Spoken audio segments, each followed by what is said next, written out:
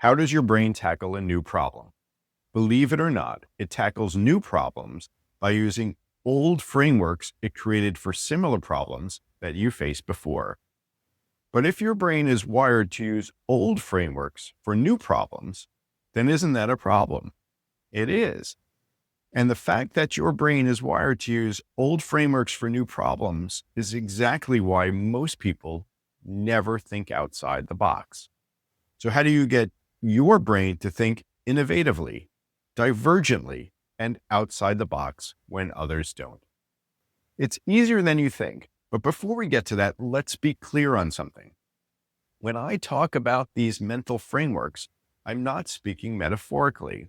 I'm speaking about the literal wiring of your brain, something neuropsychologists might refer to as engrams.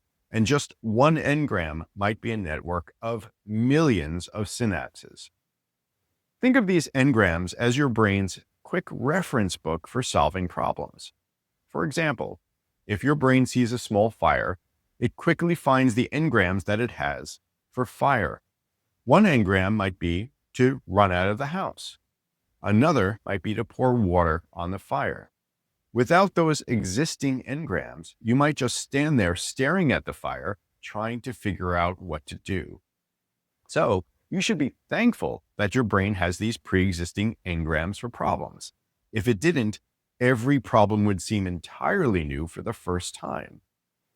But there's a serious flaw in the brain's use of engrams, and I bet you've already figured it out. Old engrams don't necessarily really apply to new problems. So let's say your brain sees a fire, but this time it's an electrical fire. Your brain, still seeing fire, shuffles through all of its old engrams and lands on the engram for pouring water on the fire to extinguish it.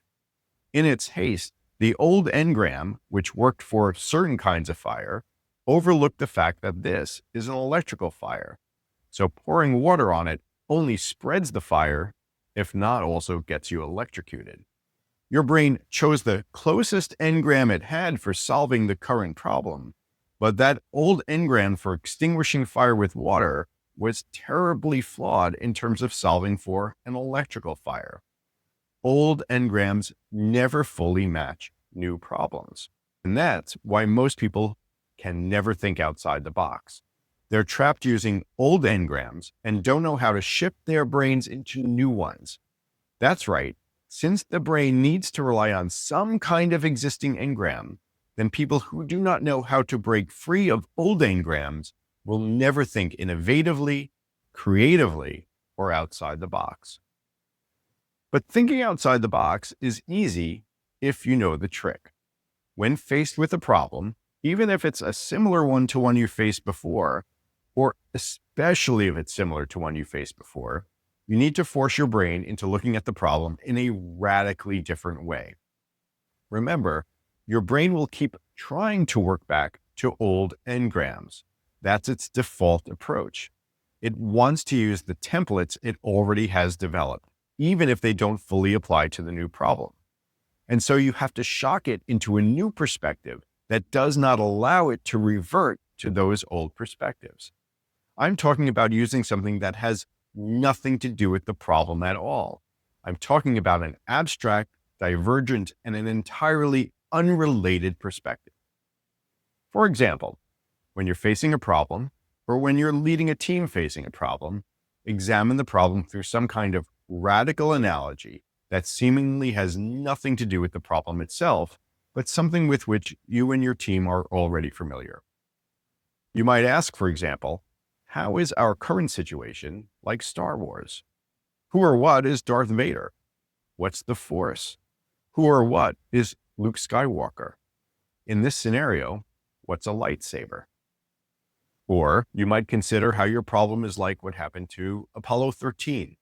How are we spiraling through space? How much power do we need to conserve, and how do we conserve it? Who's inside the capsule? What's outside the capsule? Who's mission control in this scenario? And so on. See, you might think that these examples are trivial or even silly.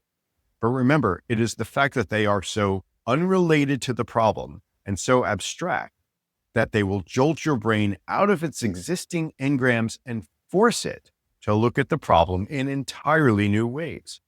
And here's the beauty of it. Because your brain still wants to solve the problem, it will on its own, whether you even want it to or not, find ways to make connections between your abstract ideas and the problem itself. And it will do so in innovative, creative ways that will make your thinking or your team's thinking stand out as innovative and creative. Remember, when Einstein was developing his theory of relativity, he didn't just sit around doing math. He also spent a lot of time imagining what it would be like to ride on the front of a beam of light. He was breaking his old engrams and trying to think of things in an entirely new way. So when it comes down to it, if you know what to do, then thinking outside the box might be easier than you think.